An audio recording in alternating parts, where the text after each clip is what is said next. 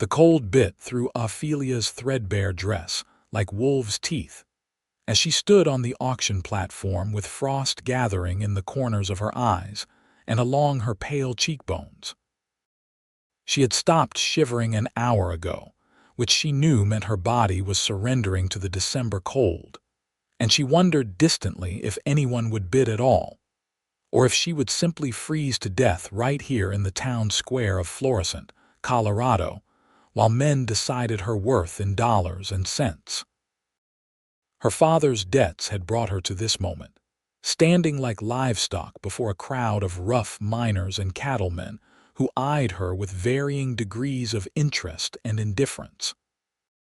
Thomas Shaw had died 3 weeks prior, leaving behind nothing but gambling debts and a daughter with no means to pay them. The creditors had been swift and merciless, and Colorado territory law in this year of 1882 still allowed for debt bondage in certain circumstances, particularly in remote mountain towns where territorial judges were scarce and local law was whatever the powerful men decided it would be. The auctioneer, a portly man named Griggs who smelled of whiskey and tobacco, grabbed her arm and turned her roughly so the crowd could see her from all angles. "Fine specimen here, gentlemen. Young, strong, can work hard. Starting bid is $200 to cover the debts owed to Mr. Callahan." Ophelia caught sight of Callahan in the front row, a saloon owner with cold eyes and colder hands who had loaned her father money for cards and rot-gut whiskey. She knew what kind of work he would put her to if he won her contract, and her stomach turned over with dread. "200, called a voice from the back, and Ophelia's heart sank. It was Callahan himself, confident that no one would bid against him. The auctioneer nodded. "200 from Mr. Callahan. Do I hear 225? Silence fell over the square except for the wind whistling through the wooden buildings and the stamp of horses' hooves on the frozen ground. Ophelia closed her eyes, feeling the frost crack on her cheeks. She thought of her mother, dead these 10 years, and wondered if there was anything beyond this life that might be kinder than what awaited her here. $500. The voice cut through the cold air like a knife, deep and sure, with a slight southern drawl that marked the speaker as coming from somewhere far from these Colorado mountains. Ophelia's eyes flew open, searching the crowd for whoever had just bid more than double Callahan's offer. He stood near the edge of the gathered men, tall and lean in a heavy sheepskin coat, with dark hair that fell almost to his shoulders beneath a wide-brimmed hat. Even from the platform, Ophelia could see his eyes were a startling blue-gray, like storm clouds over the mountains, and they were fixed on her with an intensity that made her breath catch in her throat. Callahan's head snapped around, his face darkening with anger. "Who the hell are you?" The stranger stepped forward, moving through the crowd with an easy confidence. "Name's Daniel Mercer. I'm a cattleman, recently bought the old Henderson ranch up in the High Valley, and I bid $500. Griggs looked between Callahan and the stranger, clearly sensing the tension. "Mr. Callahan, do you wish to counter?" Callahan's jaw worked as he studied Daniel Mercer. Ophelia could see him calculating, weighing his pride against his purse. $600, he finally spat out. Daniel didn't hesitate. $1,000. A collective gasp went through the crowd. $1,000 was more than most men in Florissant saw in a year. It was a fortune, enough to buy a small ranch or a herd of good cattle. Callahan's face went from red to white, his hands clenching into fists at his sides. "You cannot be serious," Callahan said, his voice shaking with rage. "That girl is not worth $1,000 for 3 years of debt work." Daniel's expression remained calm, but something dangerous flickered in those storm cloud eyes. "I reckon the worth of a human being is not for you to decide, Mr. Callahan. I've made my bid." "Do you intend to counter it or not?" The silence stretched out, taut as a bowstring. Ophelia felt her heart hammering against her ribs, hardly daring to hope. She knew nothing about this Daniel Mercer, but anything had to be better than Callahan's saloon.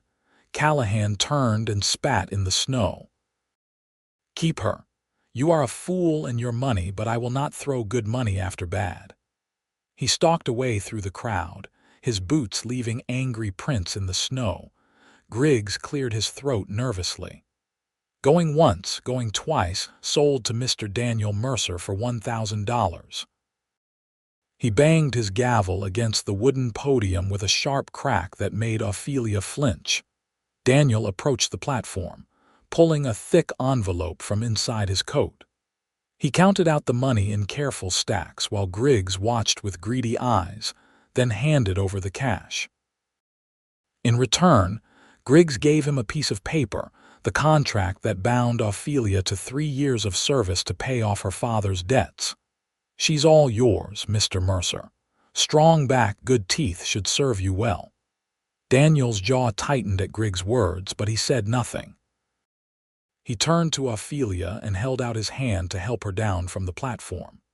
His hand was warm even through his glove, and Ophelia had to fight back sudden tears at this small kindness. "Can you walk?" he asked quietly, his eyes searching her face with what looked like genuine concern. "Yes, sir." Ophelia managed through lips that felt stiff and clumsy with cold. "My wagon is just there. Let's get you warm before we head up to the ranch."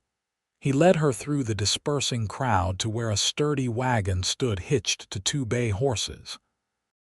In the back were supplies, sacks of flour and sugar, tools and other goods. Daniel pulled out a thick wool blanket and wrapped it around Ophelia's shoulders before helping her up onto the wagon seat. "There's hot coffee in that thermos," he said, pointing to a metal container wedged between the seat and the wagon side. "Help yourself. It's a 2-hour drive up to the ranch and you need to get warm." Ophelia's hands shook as she unscrewed the thermos cap and poured steaming coffee into the small cup that served as a lid. The first sip burned her tongue, but the warmth that spread through her chest was worth it. She drank greedily while Daniel climbed up beside her and took the reins. "Thank you," she whispered, not sure what else to say to the man who had just spent a fortune to buy her freedom from Callahan's clutches. Daniel glanced at her as he urged the horses forward. "Do not thank me yet. You do not know me, and I imagine you have every reason to be scared right now." Ophelia studied his profile as they left Florissant behind, heading up into the mountains on a narrow road that wound between towering pines, heavy with snow. He was younger than she had first thought, perhaps 28 or 30, with strong features and a jaw dark with several days' worth of stubble. There was something careful in the way he held himself, as if he was very conscious of not crowding her on the wagon seat. "I am scared," she admitted after a moment, "but I am also grateful. Callahan would have used me in his saloon, and that would have been worse than death." Daniel's hands tightened on the reins. "I figured as much. That is why I bid." He was quiet for a moment, then continued. "I want you to understand something, Miss Shaw. I did not buy you to be your master. The law says I hold your contract, but I will not treat you as property. You will work on the ranch, yes, because I need help and winter is hard in these mountains. But you will have your own room, your own privacy, and I will not force you to do anything beyond honest work. Is that clear?" Ophelia felt tears prickling at her eyes again, but this time from relief rather than despair. "Yes, sir, that is clear. And do not call me sir. My name is Daniel. You can use that or Mr. Mercer if you prefer formality, but I am not your sir." "Daniel," Ophelia repeated softly, testing the name on her tongue. "My name is Ophelia." "I know. Griggs announced it often enough during the auction." There was distaste in his voice when he mentioned the auctioneer. "It is a pretty name, Shakespearean if I remember my schooling correctly. My mother loved to raid. Ophelia said, surprised that this rough cattleman would know Shakespeare. She had very few books, but the plays were among them. She said Ophelia was a tragic name, but beautiful, and she hoped I would have a better fate than my namesake. Drowning in a river is not much of a fate, Daniel agreed. I think your mother's hope will prove true. They drove on in silence for a while, the only sounds the creak of the wagon, the jingle of harness, and the steady thud of hooves on packed snow. The road climbed steadily, and the air grew thinner and colder.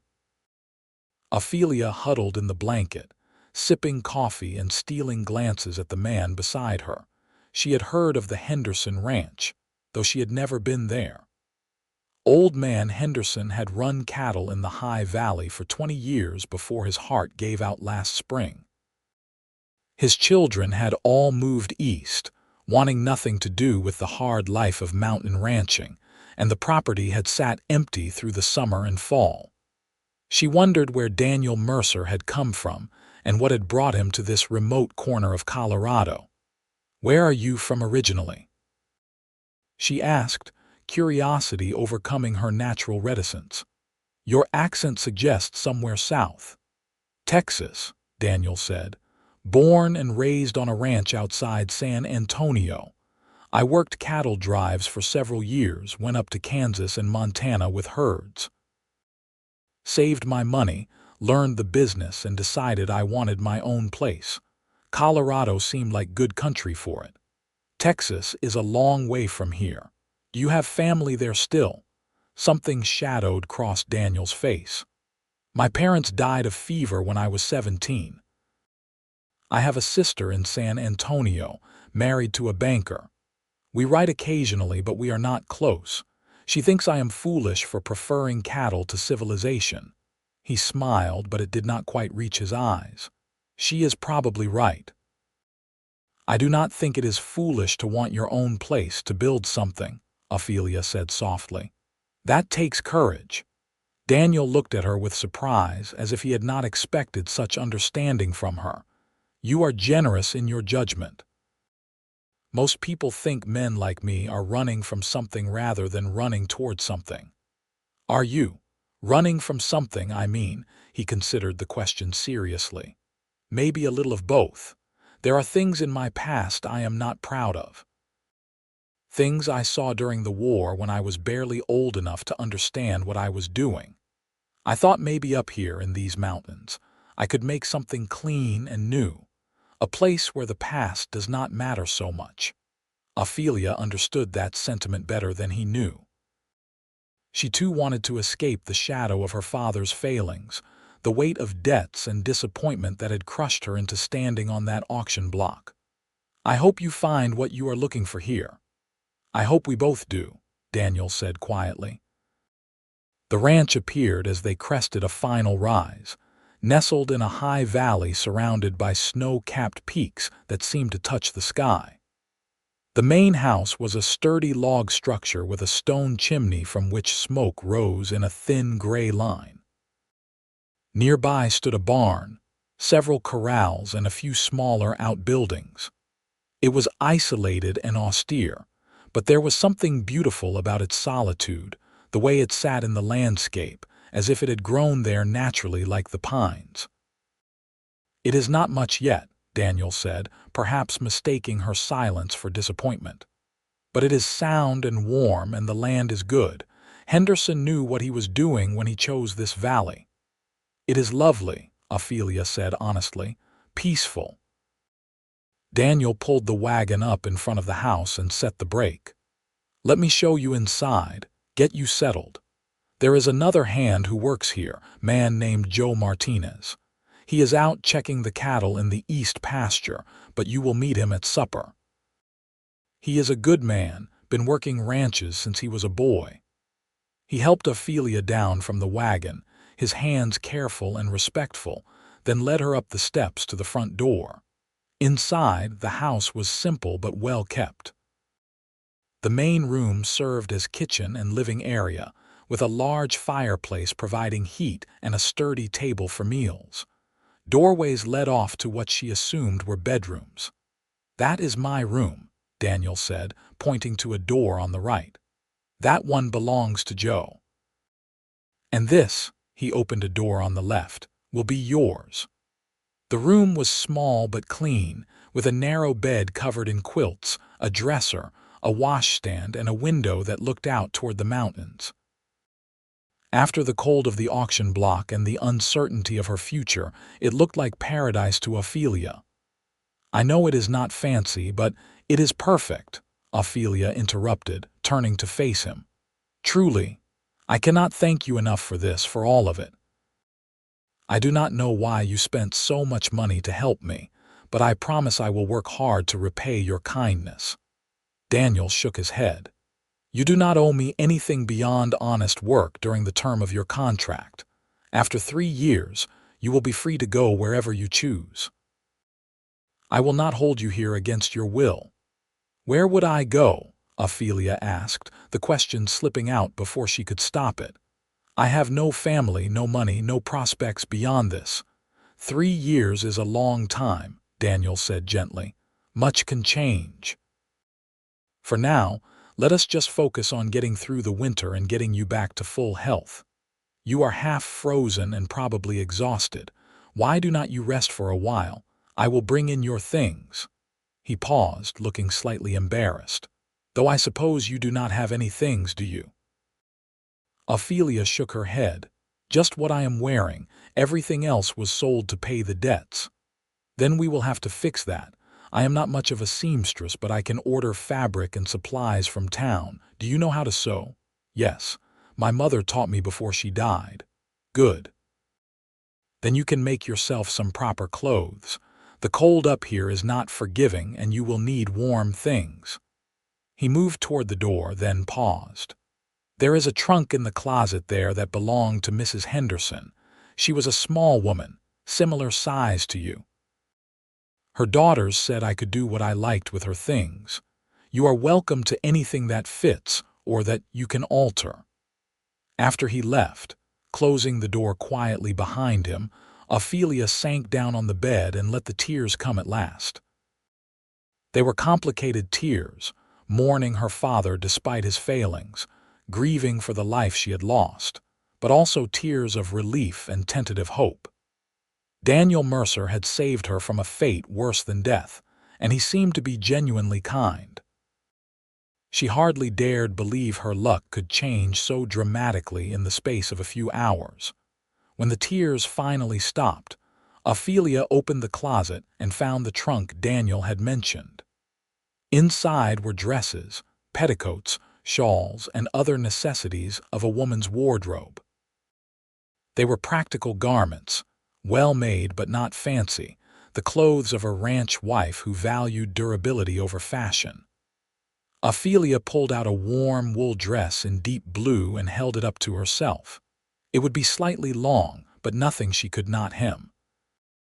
She changed out of her thin, threadbare dress, which was damp with melted snow and offered almost no protection against the cold. The wool dress felt like a blessing against her skin, heavy and warm. There were thick stockings in the trunk as well, and a shawl that Ophelia wrapped around her shoulders. A knock on the door made her start. "Ophelia, I brought some hot water for washing, if you would like, and some soup. You should eat something." She opened the door to find Daniel holding a pitcher of steaming water in one hand and a bowl of soup in the other. He took in her changed appearance and nodded with approval. "That dress suits you. The color brings out your eyes." Ophelia felt herself blush at the compliment. "Thank you. And thank you for these things. I feel almost human again." Daniel set the pitcher on the washstand and handed her the bowl of soup. "It is just beef and vegetables, nothing fancy, but it is hot and filling." He lingered in the doorway, seeming uncertain. "If you need anything, just call. I will be outside tending to the horses and unloading the wagon. Joe should be back before dark, and we usually eat supper around 6. After he left, Ophelia ate the soup slowly, savoring every bite. It was rich and flavorful, far better than anything she had eaten in the weeks since her father's death. She washed her face and hands in the warm water, scrubbing away the grime and the frost, then lay down on the bed, intending to rest for just a moment. She woke to darkness and the sound of male voices from the main room. Disoriented, she sat up, trying to remember where she was. Then it all came rushing back. The auction, Daniel's bid, the drive up to the ranch. She must have slept for hours. Ophelia smoothed her dress and her hair as best she could, then opened the door and stepped into the main room. Daniel stood by the stove with another man, shorter and stockier, with weathered brown skin and black hair shot through with gray. They both turned as she entered. "Ophelia, you are awake. Good. This is Joe Martinez, my foreman and right hand. Joe, this is Ophelia Shaw. She will be working with us here on the ranch." Joe studied her with dark, intelligent eyes, then nodded politely. "Miss Shaw, welcome to the ranch. I hope you are settling in all right." "Thank you, Mr. Martinez. Everyone has been very kind. Just Joe, please. We do not stand on formality up here." He glanced at Daniel with a knowing look that suggested Daniel had already told him the circumstances of Ophelia's arrival. "Daniel here tells me you can sew and cook." "That will be a blessing. We have been making do with our own cooking, and I am afraid neither of us has much talent for it." Ophelia felt herself relax slightly at Joe's easy manner. "I am happy to help in any way I can. My mother taught me to cook and manage a household, and I am not afraid of hard work." "That is good, because ranching in winter is nothing but hard work," Joe said with a slight smile. "But we will not work you to death. Daniel runs a fair operation." They sat down to supper, a simple meal of fried salt pork, beans, and biscuits that Daniel admitted were his attempt at baking and had come out rather like rocks. Ophelia found herself laughing at his rueful expression, the first genuine laugh she had experienced in weeks. "Tomorrow, if you are up to it, you can take over the cooking," Daniel said. "I think we will all be happier for it." "I would be glad to. What supplies do you have?" "Plenty of staples. Flour, cornmeal, beans, salt pork, some dried beef. We have chickens for eggs, and we slaughtered a steer last month, so there is beef in the cold house. Root vegetables in the cellar. It is not fancy, but we will not starve." "I can make do with that," Ophelia assured him. "My mother could stretch ingredients in ways that seemed like magic. I learned from her." As they ate, Joe told stories about the cattle and the challenges of ranching in the high country. He had worked for Henderson for 15 years before the old man died, and he knew every inch of the valley, every box canyon and hidden meadow where cattle might shelter from storms. Daniel listened carefully, asking questions, clearly still learning the land. "How many head do you have?" Ophelia asked. 200 right now," Daniel said. "Henderson's herd was down to nothing when he died, so I bought stock from various ranchers around the territory. The plan is to let them breed up over the next few years, then start trailing cattle to market in Denver or Colorado Springs. It is a long-term investment." "A gamble, more like," Joe said, but his tone was affectionate. "But I have seen worse ideas work out. Daniel has good instincts for cattle and land." After supper, Ophelia insisted on washing the dishes despite Daniel's protests that she should rest after her ordeal. The truth was, she needed to feel useful, needed to prove her worth. She had been raised to believe that idleness was sin, and after the helplessness of the past few weeks, she craved the simple satisfaction of work. Daniel and Joe sat by the fire, discussing plans for the next day, their voices a low rumble that Ophelia found oddly comforting. This was what a home should feel like, she thought. Warm and safe, with purposeful work and companionable conversation. She had not known such peace since before her mother died. As she dried the last dish and put it away, Daniel stood and stretched. "I am going to check on the livestock one more time before bed." "Joe, you coming? I will be along in a minute." After Daniel went outside, Joe turned to Ophelia. His expression was serious but not unkind. "Miss Shaw, I know you have been through a hard time, and I know Daniel told you he would not mistreat you. I want you to know that I will make certain of it. Daniel is a good man, better than most, but if you ever feel unsafe or if he ever breaks his word to you, you come to me. Understand." Ophelia felt a rush of gratitude for this unexpected ally. "Thank you, Joe, but I do not think I will need your protection." "Daniel seems to be exactly what he claims." "I think so too," Joe agreed, "but it does not hurt to know you have options. You have been through enough without having to worry about being alone in a house with two strange men. I appreciate your concern, truly." Joe nodded and headed for the door, pausing to add, "You did well tonight. It takes courage to start over in a new place. I think you will fit in here just fine." After he left, Ophelia stood for a moment in the quiet house, listening to the fire crackle and the wind whisper around the eaves. Through the window, she could see Daniel's lantern bobbing as he made his way to the barn. Something in her chest loosened, a knot of fear and tension that had been there so long she had forgotten what it felt like to breathe freely. She went to her room and changed into a nightgown she had found in Mrs. Henderson's trunk, then climbed into bed and pulled the quilts up to her chin. The mattress was more comfortable than any she had slept on in years, and the room was blessedly warm from the heat of the fireplace in the next room. As she drifted toward sleep, Ophelia thought about Daniel Mercer and his storm cloud eyes, the way he had bid everything he had to save her from Callahan's clutches. She barely knew him, had no reason to trust him beyond his words and actions today, but something in her heart whispered that he was different from other men she had known. He had shown her more kindness in one day than her father had shown her in years. She fell asleep with that thought, and for the first time in weeks, she did not dream of being cold. The next morning dawned clear and brutally cold, the kind of cold that made the air feel brittle and the snow squeak underfoot. Ophelia woke before dawn, years of habit pulling her from sleep even though her body craved more rest.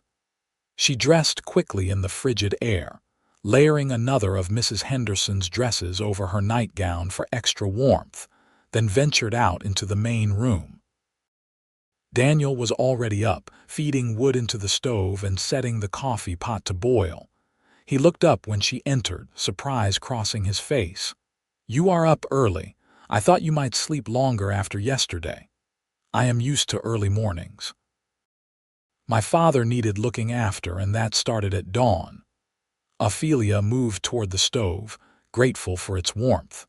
"Let me make breakfast. You said I could take over the cooking." "I did, but I did not mean you had to start at the crack of dawn on your first full day here." "I want to," Ophelia insisted. "Please, I need to feel useful." Daniel studied her for a moment, then nodded and stepped back. "All right. The eggs are in that basket, the bacon is in the cold box outside the back door, and the flour is in that bin. I will go wake Joe, and we will get out of your way." Ophelia set to work with the kind of efficiency her mother had drilled into her. She mixed biscuit dough while the bacon sizzled in the cast iron skillet, then slid the biscuits into the oven part of the stove and cracked eggs into another pan. The familiar rhythm of cooking soothed her, and by the time Daniel and Joe emerged from their rooms, she had a proper breakfast laid out on the table. "That smells like heaven," Joe declared, sitting down with enthusiasm.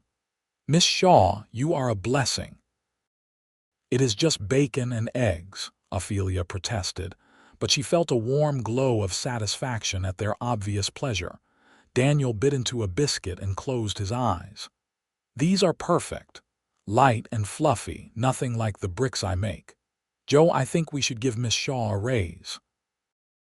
"I am afraid that is impossible since you do not pay me wages," Ophelia pointed out, but she was smiling. "A fair point. but consider your value noted and appreciated. Over breakfast, they discussed the day's work. Joe would ride out to check on the cattle in the far pastures. Daniel planned to mend fences in the near corrals and split wood for the stove. Ophelia would have the house to herself to clean, organize, and begin taking inventory of supplies. "If you need anything from town, make a list," Daniel told her. "I will go down in a few days to pick up supplies and the fabric I promised you." After the men left, Ophelia threw herself into work with almost desperate energy. She scrubbed floors, washed windows, organized the pantry, and took stock of what they had and what they needed. The house had been kept reasonably clean by bachelor standards, but it lacked the touches of a woman's care. Curtains on the windows, rugs on the floor, proper organization in the cupboards. She found fabric in one of Mrs. Henderson's trunks and set to work making curtains for her bedroom window. The simple task of sewing brought back memories of her mother teaching her stitches by lamplight, her patient voice explaining how to make the seams straight and strong. Ophelia had to stop several times to wipe away tears, mourning all over again the loss of the only person who had ever truly loved her. Daniel came in at midday for dinner, stamping snow from his boots and bringing a gust of cold air with him. He stopped short when he saw the curtains Ophelia had hung in the main room, simple panels of checked fabric that softened the stark windows. "You have been busy," he said, looking around at the cleaned and organized space. "The place looks more like a home already." "I found the fabric in the trunk. I hope you do not mind that I used it." "Mind? I am glad someone is getting use out of it. Mrs. Henderson was a pack rat, kept everything. Her daughters did not want to deal with sorting it all, so they just left it." He moved to the stove where Ophelia had left a pot of stew warming. "Is this for dinner?" "Yes. I made it this morning with the beef from the cold house and the root vegetables from the cellar. There is cornbread too." Daniel ladled out a bowl and tasted it, and his expression was almost comical in its pleasure. "Ophelia, this is delicious. Where did you learn to cook like this, my mother?" She said a woman who could cook well would never starve, because there would always be someone willing to feed her in exchange for a good meal. The irony of that statement, given recent events, was not lost on either of them. Daniel set down his spoon, his expression turning serious. "Your mother sounds like she was a wise woman. I am sorry you lost her so young." "She was everything good in my life," Ophelia said quietly. "After she died, my father fell apart. He had always liked to gamble and drink, but she kept him in check. Without her, there was no one to stop him from destroying himself and everything around him. That must have been hard for you, watching that happen." "It was. But I tried to tell myself that it was not my fault, that I could not control his choices. Some days I even believed it." They ate together in comfortable silence, and Ophelia found herself relaxing in Daniel's presence in a way she would not have thought possible just yesterday. There was something steady about him, something that made her feel safe for the first time in longer than she could remember. "Can I ask you something?" Daniel said after a while. "Of course." "What do you want to do after your 3 years are up? Have you thought about it?" Ophelia hesitated, surprised by the question. "I have not let myself think that far ahead. Right now I am just trying to survive each day." "But if I could choose anything—" She trailed off, uncertain whether to voice the fragile dreams she had nurtured in secret. "Tell me," Daniel urged gently. "What would you choose?" "I think I would want to keep doing this," Ophelia admitted. "Cooking, taking care of a home, maybe having a garden in the summer. I know it sounds simple, but I have never wanted grand things. Just a place to belong, where I could be useful and appreciated. Maybe someday a family of my own, if I could find a good man who would have me despite my circumstances." Daniel's gaze was intense, his storm cloud eyes fixed on her face. "Any man would be lucky to have you, Ophelia. Do not ever think otherwise." The words hung in the air between them, weighted with meaning that Ophelia was not quite ready to examine. She looked away, her heart beating faster. "Thank you for saying that. I am not just saying it, I mean it." Daniel stood, carrying his empty bowl to the wash basin. "I should get back to work. Joe will be in for dinner soon, and I want to finish those fences before dark." After he left, Ophelia sat at the table for a long moment, her hand pressed against her chest where her heart was still racing. She told herself not to be foolish, that Daniel was just being kind, that she should not read anything into his words. But she could not shake the way he had looked at her, as if she mattered, as if she were more than just someone he had bought to work his ranch. The days fell into a pattern after that. Ophelia rose before dawn to make breakfast, then spent her days cooking, cleaning, mending clothes, and managing the household.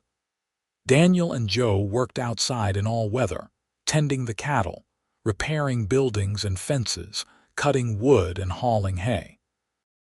In the evenings, they gathered around the table for supper, then sat by the fire while Ophelia sewed and the men talked about the ranch and their plans for the spring.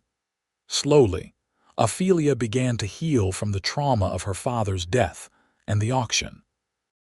The regular meals and warm shelter restored her physical health, and the kindness of Daniel and Joe began to mend the wounds in her spirit. She found herself smiling more, laughing at Joe's stories and Daniel's dry humor. She began to take pride in her work, to see the difference she was making in the comfort and order of their lives. Daniel was true to his word about treating her with respect. He never entered her room without permission, never touched her without reason, and never made her feel like property. But Ophelia could not help noticing the way his eyes followed her sometimes when he thought she was not looking, or the way he found excuses to talk to her, to ask her opinion on things that surely he could have decided himself. And she noticed, too, the way her own heart skipped when he came in from the cold, his cheeks ruddy and his eyes bright, how she looked forward to the evenings when they sat together by the fire, how safe and content she felt in his presence.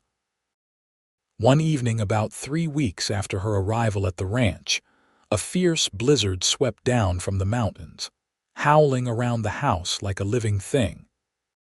Joe had made it back from checking the cattle just before the storm hit, and the three of them huddled inside while the wind shrieked and the snow piled against the doors and windows. "This is a bad one," Joe observed, standing at the window and watching the whiteout conditions outside. "We will be snowed in for a few days at least." "Do we have enough firewood?" Ophelia asked, worried. "Plenty stacked on the porch and more in the woodshed if we can dig our way to it," Daniel assured her. "And you laid in enough food to feed an army. We will be fine." But as the night wore on and the storm intensified, even Daniel began to look concerned. The wind was so strong it shook the house, and the cold crept in around the windows despite the curtains and the roaring fire. Ophelia brought out every quilt and blanket she could find, and they draped them over the windows and doors to help insulate against the cold. "We should all sleep in here tonight by the fire," Daniel decided around midnight. "It will be too cold in the bedrooms." They arranged bedrolls on the floor near the fireplace, maintaining proper distance between them. Ophelia lay under a pile of blankets, listening to the storm and the crackle of the fire, very aware of Daniel's presence just a few feet away. "Ophelia." His voice came softly through the darkness. "Are you awake?" "Yes, it is hard to sleep with the wind so loud. I want you to know something." He paused, and she could hear him shifting on his bedroll. "I have been thinking about what you said about wanting a home and a family someday. You deserve that. You deserve everything good that life can offer, And when your 3 years are up, if you want to stay here, not as an indentured worker, but as a free woman choosing her own path, you would be welcome. More than welcome." Ophelia's breath caught in her throat. "Daniel, I do not know what to say." "You do not have to say anything right now. I just wanted you to know that you have options, that you do not have to leave when the contract ends unless you want to. This can be your home for as long as you want it to be." "Thank you," Ophelia whispered, her eyes filling with tears. "That means more to me than you know."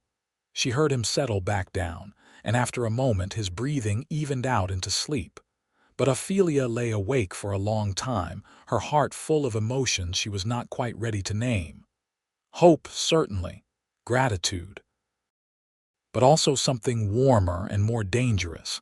Something that made her pulse quicken when she thought of Daniel's storm-cloud eyes and gentle hands, the way he treated her like she mattered, like she was a person worthy of respect and care. She was falling in love with him. The realization hit her with the force of the blizzard outside, undeniable and terrifying. She had known Daniel Mercer for less than a month, and yet she could not imagine her life without him now. He had saved her not just from Callahan but from despair, had given her a reason to hope again. But what did he feel for her? Was his kindness just natural decency, or did it mean something more? Ophelia was afraid to hope, afraid to risk the fragile peace she had found by wanting something she might never have. The storm lasted 3 days, trapping them inside the house. They passed the time playing cards, reading aloud from the few books on Daniel's shelf, and telling stories. Joe was a natural storyteller, with tales of his childhood in New Mexico and his years working ranches across the West. Daniel was more reserved, but he spoke of his time in Texas, of cattle drives and close calls with rustlers, of the beauty of the open range under a sky full of stars. Ophelia found herself telling them about her mother, about the happy years before her death when their small family had been whole and full of love. She had not talked about these memories in years, had kept them locked away where her father's failures could not taint them.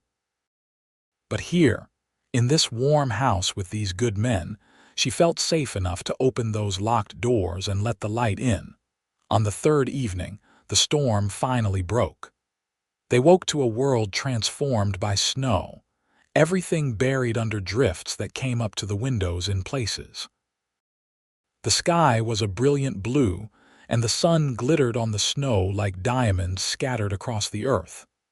"Time to dig out," Daniel announced, eyeing the drifts against the door. "This is going to take some work." It took the better part of a day to shovel paths to the barn, the chicken coop, and the woodshed.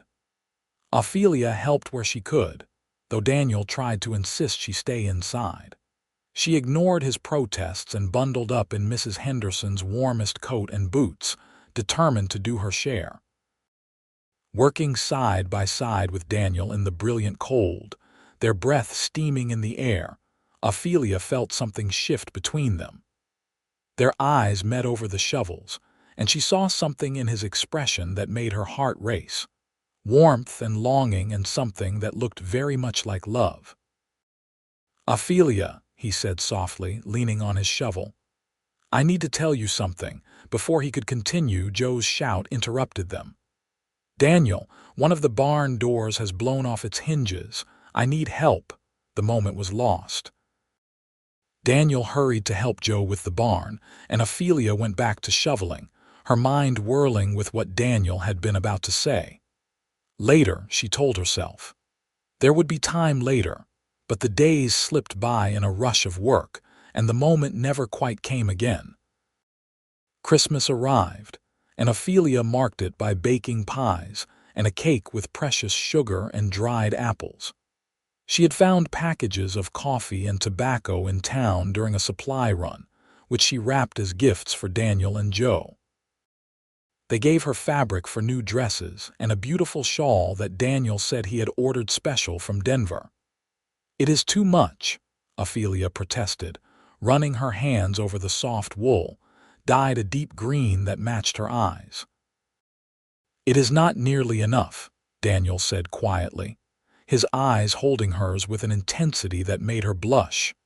Joe cleared his throat diplomatically and announced he was going to check on the livestock, leaving them alone by the fire. Ophelia clutched the shawl, suddenly nervous about the charged atmosphere between them. "Daniel, I need to tell you something," she began, the words tumbling out before she could stop them. "These past weeks here have been the happiest of my life. You have given me so much more than just a place to work. You have given me hope and dignity and kindness when I had every reason to believe the world had none left to offer. I do not know how to thank you for that, or how to tell you what it means to me." Daniel crossed the room in 2 long strides and took her hands in his, the shawl falling forgotten between them. "Ophelia, you do not owe me thanks. Saving you from that auction was the best thing I have ever done, the most right thing. And these past weeks with you here have been the happiest of my life, too. You have turned this house into a home. You have made me remember what it is to want more from life than just surviving." "What do you want?" Ophelia asked breathlessly, her hands trembling in his. "I want you," Daniel said simply.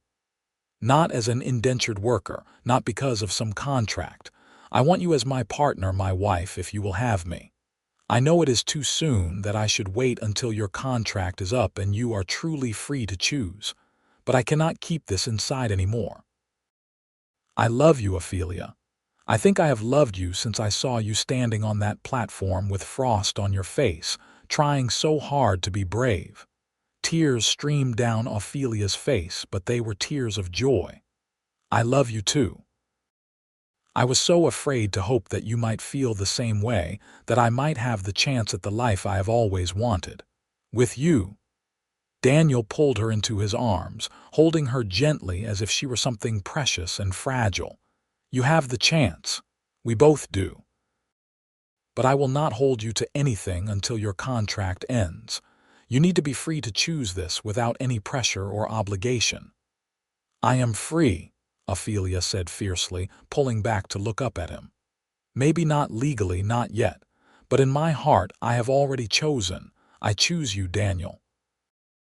I choose this life, this home, this love. If you want to marry me, I will say yes.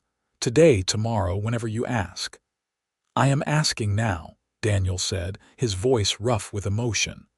"Ophelia Shaw, will you marry me?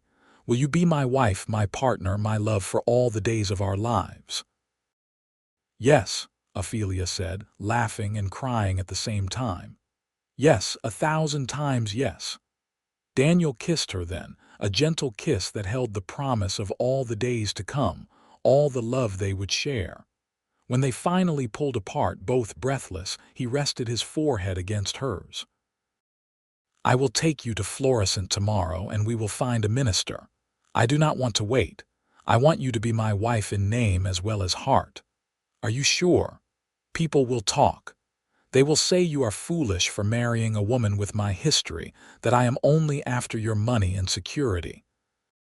"Let them talk," Daniel said firmly. "I know the truth. You are the strongest, bravest woman I have ever met, and I am the luckiest man alive that you are willing to tie your life to mine."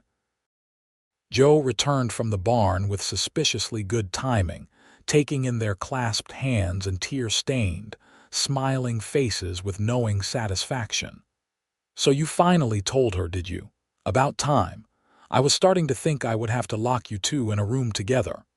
"You knew?" Ophelia asked, surprised. "I am old, not blind," Joe said with a chuckle. "Daniel has been mooning over you since the day we brought you home, and you have not been much better, watching him when you think no one is looking.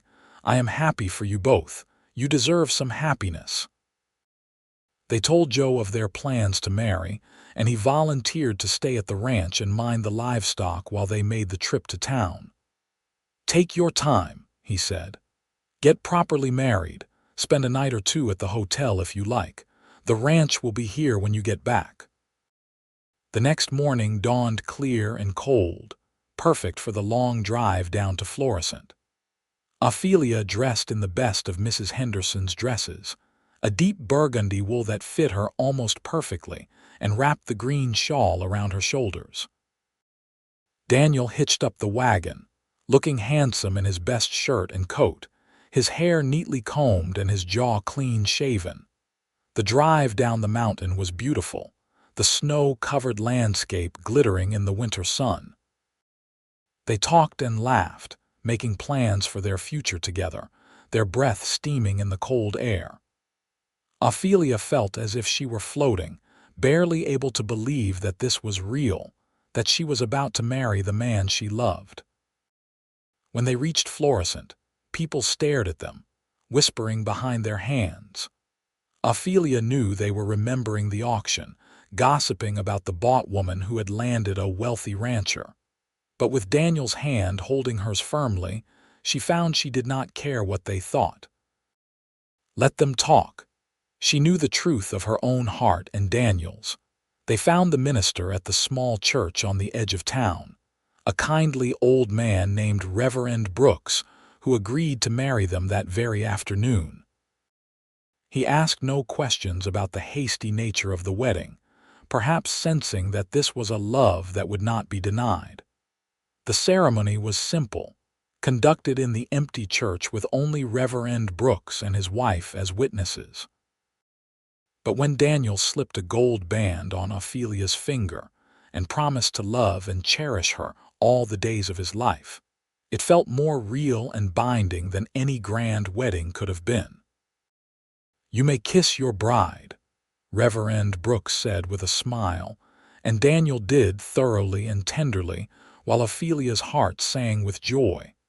They signed the marriage certificate, making it legal in the eyes of God and the law. Daniel also had the minister witness the dissolution of Ophelia's indenture contract, burning it in the church stove. "You are free," he told her, his eyes bright. "In every way that matters. Your own woman, bound to me only by choice and love."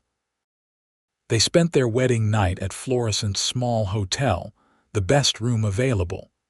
It was still a far cry from luxury, but to Ophelia it was a palace. Daniel was gentle and patient with her, mindful that this was her first time, and he made love to her with a tenderness that brought tears to her eyes. Afterward, they lay tangled together under the quilts, watching the moonlight stream through the window and talking in whispers about everything and nothing. Ophelia traced the scars on Daniel's chest, remnants of his time as a soldier, and he told her about the war and the things he had seen, the darkness he had carried that she had helped him shed. "You saved me too," he confessed. "I did not even realize how alone I was until you came into my life and showed me what it meant to have a partner, someone to share the burdens and joys with." "We saved each other," Ophelia said softly, "and we will keep saving each other every day for the rest of our lives." They returned to the ranch 2 days later, man and wife, and began their life together in earnest. Joe greeted them with a huge grin and a celebratory dinner of roast beef and potatoes, and they toasted their marriage with coffee since none of them cared for whiskey. Winter gave way to spring, and the high valley came alive with new grass and wildflowers. Ophelia planted a garden, tending it with care, while Daniel and Joe worked to expand the herd and improve the ranch buildings. The work was hard, but Ophelia thrived on it, finding satisfaction in every seed planted, every meal cooked, every improvement made to their home. In May, Ophelia realized she was pregnant. She told Daniel one evening as they sat on the porch watching the sunset paint the mountains in shades of gold and rose. He picked her up and spun her around, laughing with pure joy, then set her down gently as if she might break. "I am not made of glass," Ophelia protested, laughing at his sudden carefulness. "You are carrying our child. I am allowed to be protective." The baby, A boy they named Thomas after Ophelia's father was born the following January during a snowstorm that reminded them both of the day they met. Daniel paced the main room while Joe helped Ophelia through the labor, having delivered enough calves and foals to know the basics. When Thomas finally arrived, healthy and howling, Daniel cried as he held his son for the first time. "He is perfect," he said, his voice choked with emotion. "You are perfect. Thank you for him, for everything." Ophelia smiled, exhausted but happy. "Thank you for bidding everything you had, for saving me, for loving me." Over the years that followed, their family grew. 2 more children came, a daughter named Sarah and another son called Henry. The ranch prospered under Daniel's steady management and Joe's expertise, growing from 200 head to over 1,000. They built additions to the house, expanding it to accommodate their growing family, and hired more hands to help with the work. But despite the growth and success, the heart of their life remained the same. The love between Daniel and Ophelia, tested by weather and hardship and the daily struggles of ranch life, but never weakening. They worked side by side, raised their children together, and faced every challenge as partners. Joe grew older and eventually retired from the hard physical work, but he remained on the ranch as part of the family, teaching the children to ride and rope, telling them stories of the old days. He became the grandfather they might otherwise never have known, and his presence enriched their lives immeasurably. When the children were old enough to understand, Ophelia told them the story of how she had met their father, standing on an auction block in the snow with frost on her face, and how Daniel had bid everything he had to save her. She told them about the power of kindness and courage, about choosing love even when the world seems dark and hopeless. "Your father saved my life that day," she always ended the story. "But more than that, he gave me back my future. He showed me that one person's choice to do the right thing can change everything."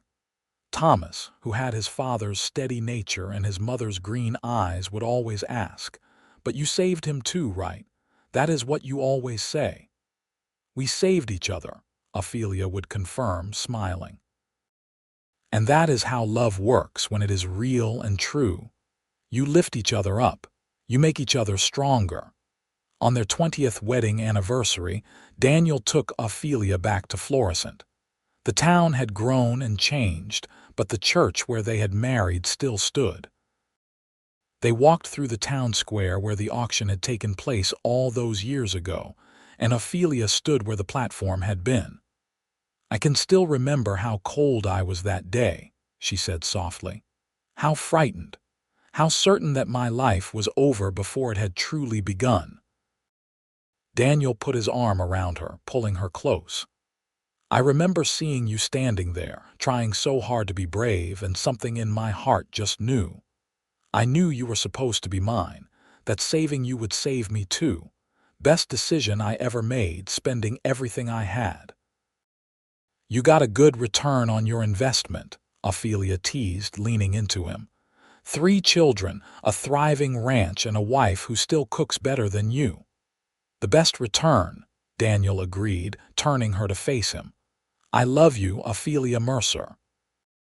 I loved you then, I love you now, and I will love you for whatever days we have left in this world and whatever comes after." "And I love you," Ophelia said, tears in her eyes. "My cowboy, my husband, my heart. Thank you for bidding everything you had." They kissed there in the town square, no longer the desperate woman and the mysterious stranger, but partners who had built a life of love and purpose together. Around them, the mountains stood eternal, witnesses to all the stories of struggle and hope that played out in their shadows. The years continued to roll by, marked by seasons and celebrations, losses and triumphs. Joe passed away peacefully in his sleep at age 75, and they buried him on the ranch he had loved, with a view of the mountains and the valley he had called home. The children grew up and found loves of their own. Thomas took over more and more of the ranch work, showing the same good instincts his father had. Sarah married a schoolteacher and started a school in Florissant, teaching children throughout the valley. Henry became a veterinarian, studying in Denver before returning home to care for the livestock of the surrounding ranches. Through it all, Daniel and Ophelia remained the center of the family, the foundation on which everything else was built. Their love, tested by time and hardship, only grew stronger and deeper. They knew each other's thoughts and moods, could communicate with a glance across a crowded room, moved through their days in the comfortable synchronicity of long partnership. On a spring morning in their 35th year of marriage, Ophelia woke early to find Daniel already up, standing at the window and looking out at the sunrise painting the mountains. She went to him and slipped her hand into his, and they stood together in comfortable silence, watching the world wake. "What are you thinking about?" she asked after a while. "How lucky I am," Daniel said simply. "That I happened to be in Florissant that day, that I had the money to bid, that you were brave enough to trust me and to love me. So many things had to go right for us to end up here together. It feels like a miracle." "I think it was," Ophelia agreed. "Not divine intervention exactly, but something close. Two broken people finding each other and becoming whole. That is its own kind of miracle." Daniel turned to her, his storm cloud eyes still as piercing as they had been when she first saw him across the crowd at the auction. His hair was silver now, his face lined with years of work and weather, but to Ophelia he was as handsome as the day she married him. "I would do it all again," he said. "Every struggle, every hardship, every moment of doubt, all of it for the privilege of loving you. And I would stand on that platform again, cold and frightened, knowing that you were coming," Ophelia said. "That you would see me, really see me and choose to save me, choose to love me." They kissed as the sun rose fully over the mountains, flooding the valley with golden light. It was a new day, full of work and purpose, full of family and love, full of the life they had built together from the ashes of their separate sorrows. That summer, they hosted a gathering to celebrate the ranch's 35th anniversary, inviting neighbors and friends from throughout the region. The house and barn were filled with people, children running everywhere, tables groaning with food. It was loud and chaotic and wonderful. As evening fell and lanterns were lit, someone called for a story.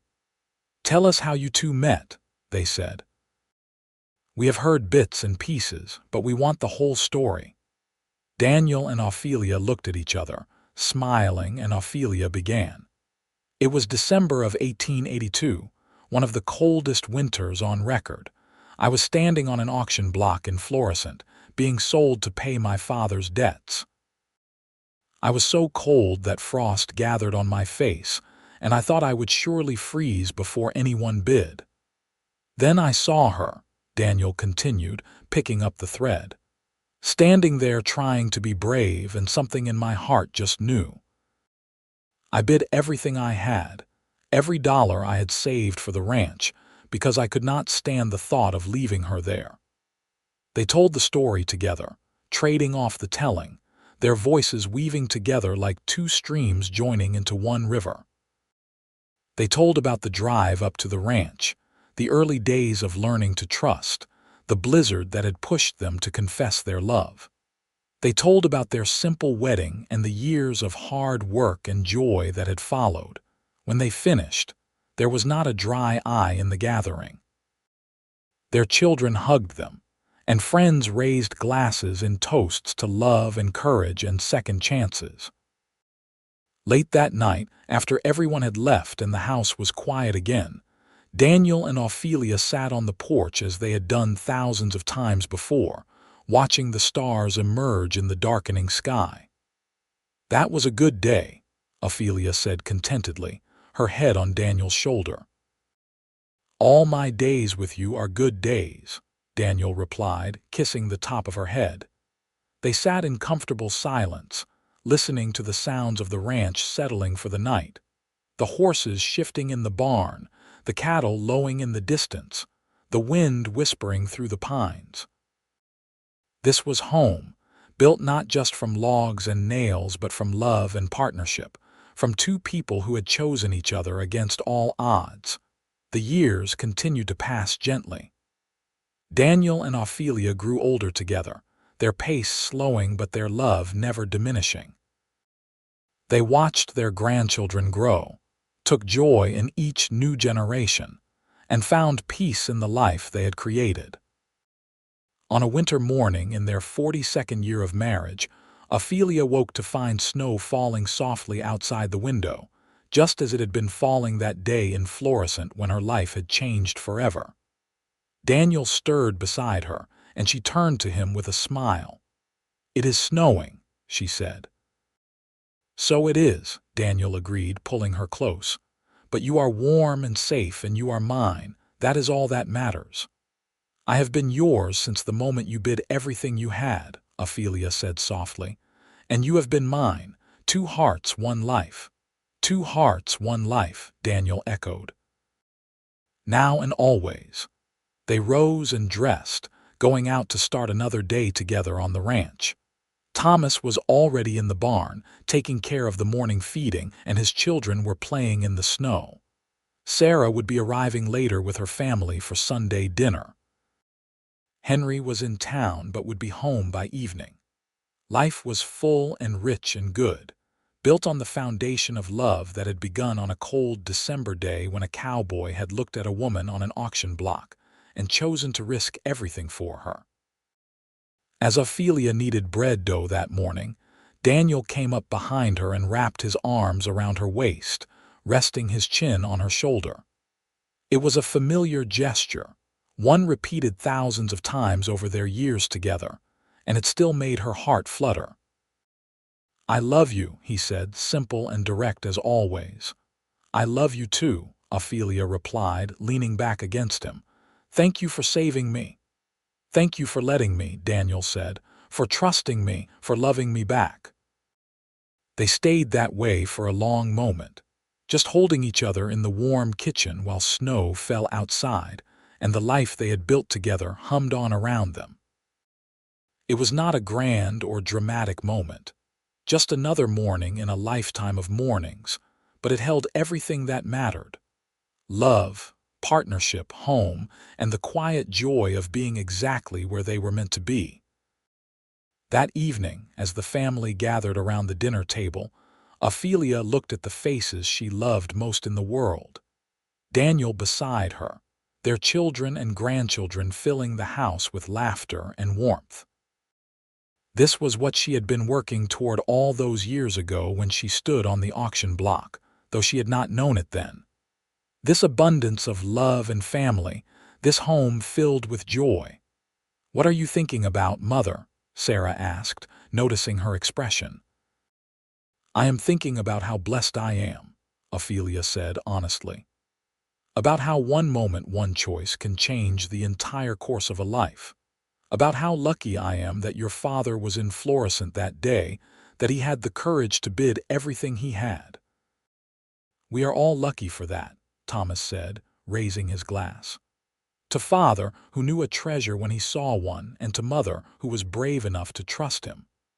They all raised their glasses and drank, and Ophelia felt tears of happiness streaming down her cheeks. Daniel squeezed her hand under the table, his eyes telling her everything his words did not need to say. After dinner, the grandchildren begged for a story, as they always did. Ophelia settled into her rocking chair by the fire, and Daniel pulled his chair close beside her. The children gathered at their feet, and the adults found seats nearby. "Tell us the story again," the youngest grandchild begged. "About the snow and the cowboy and how you fell in love." So Ophelia told it once more, the story that never got old no matter how many times it was told. She spoke of cold and fear and despair, of a stranger who became a savior, of love that grew slowly and surely into something unbreakable. Daniel added his perspective, his memories of that day and the days that followed, of falling in love with a woman who was strong and kind and brave. The children listened with rapt attention, even though they had heard it before. It was their family's origin story, the beginning of everything they knew and loved. It taught them about courage and kindness, about seeing the worth in others even when the world does not, about choosing love even when it seems risky or foolish. When the story ended and the children were sent off to bed, Daniel and Ophelia remained by the fire, her hand in his, their hearts beating in comfortable synchronicity. "You think they understand?" Daniel asked softly. "What we are trying to teach them with that story?" "I think they understand that love is worth fighting for," Ophelia replied. "That sometimes the most important thing we can do is reach out to someone who needs help, even when it costs us dearly. That kindness and courage can change the world, one person at a time." "You changed my world," Daniel said, lifting her hand to his lips. "You took a lonely cowboy with nothing but a ranch and dreams and gave him a family, a home, a reason to wake up grateful every morning. And you gave me everything," Ophelia said. "Life, love, hope. A future when I thought I had none. You saw me when I was at my lowest and decided I was worth saving. That is a gift I can never repay." "You repay it every day just by being you," Daniel said. "By loving me, by building this life with me, by being my partner in all things." They sat together until the fire burned low, reluctant to end the day, savoring the peace and contentment that came from a life well lived and love well earned. Finally, they banked the fire and went to bed, lying close together under the quilts, listening to the house settle around them. "Daniel," Ophelia said softly into the darkness. "Yes, love. If you could go back to that day in Florissant, knowing everything that was to come, all the hardships and struggles as well as the joys, would you still bid everything you had?" Daniel was quiet for a moment, and Ophelia could almost feel him considering the question seriously, giving it the weight it deserved. "In a heartbeat," he finally said, without a moment's hesitation. "Every hardship was worth it, every struggle made us stronger. I would pay twice as much, 10 times as much, for the privilege of loving you and living this life with you." Ophelia smiled in the darkness, her heart full to bursting. "And I would stand on that platform again, frost on my face and fear in my heart, knowing that you would come. That you would see me and save me and love me. Always," Daniel promised, pulling her close. "From that first moment until my last breath I will love you. You are my heart, Ophelia, my home, my everything." They fell asleep that way, wrapped in each other's arms, the snow falling softly outside the window just as it had been falling the day they met. Two people who had found each other against all odds, who had chosen love when it would have been easier to choose safety, who had built something beautiful and lasting from the ashes of separate sorrows. In the morning, they would wake and begin another day together, working side by side as they had done for over 4 decades. But for now, they rested in the peace and certainty of their love, knowing that whatever came, they would face it together. The ranch would continue, the family would grow, and the story of the cowboy who bid everything he had for the woman auctioned in the snow would be passed down through generations. It would become legend, the foundation on which their family was built, a reminder that love is always worth the cost, that kindness is never wasted, that courage can change everything. And through it all, at the center of the story, would be Daniel and Ophelia, two hearts that beat as one, two lives intertwined into something stronger and more beautiful than either could have been alone. Their love was the kind that endures through seasons and sorrows, that grows deeper with each passing year, that proves itself not in grand gestures but in the quiet devotion of 10,000 ordinary days. They lived many more years together, growing old with grace and gratitude, never taking for granted the gift they had been given in each other. And when their time finally came, they went together as they had lived, hand in hand, their love undiminished by age or hardship, as bright and true as it had been on that December day when everything changed. The ranch remained in the family, passed down through generations, and the story remained with it, a touchstone and a reminder of where they came from and what they were built on. Every winter when the snow fell heavy in the high valley, the family would gather and tell the story again, keeping the memory alive of the day a cowboy bid everything he had for love, and a woman was brave enough to trust him. It was a good story, full of hope and courage and the kind of love that changes everything. But more than that, it was true.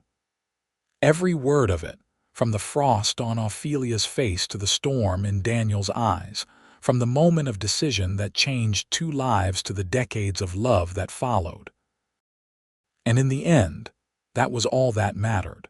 Not the hardships they had faced or the struggles they had overcome, but the love they had chosen and nurtured and protected through all the years. A love that began in the snow and lasted a lifetime, warming them from the inside out, proving that sometimes the best investments are the ones made with the heart rather than the head, the ones that cost everything but return 1,000-fold in joy and meaning and purpose. Their story ended where it began, in the snow, with two people holding each other close and whispering promises of forever. But it was not a sad ending or a tragic one. It was the ending they had earned through decades of love and partnership, an ending that was really just another beginning, the next chapter in a love story that would live on in the hearts and memories of everyone they touched. The woman who had been auctioned in the snow with frost on her face had found her home. The cowboy who had bid everything he had received a return beyond measure.